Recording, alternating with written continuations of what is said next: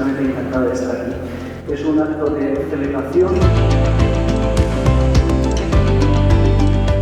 Y aunque la especialidad no está reconocida por el Ministerio, creo que es labor de todas las administraciones seguir promocionando ante el Ministerio que es necesaria la creación de esta especialidad. Desde luego en Madrid tenemos ese compromiso y seguiremos trabajando con ello.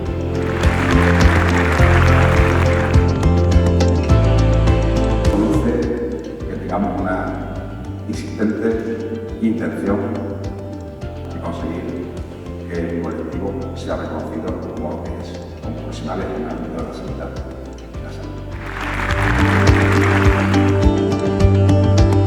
Una sincera enhorabuena por el trabajo que habéis realizado a todos. La universidad está de la mano para intentar transformar esa falta de reconocimiento como profesionales sanitarios. Muchísimas gracias a todos.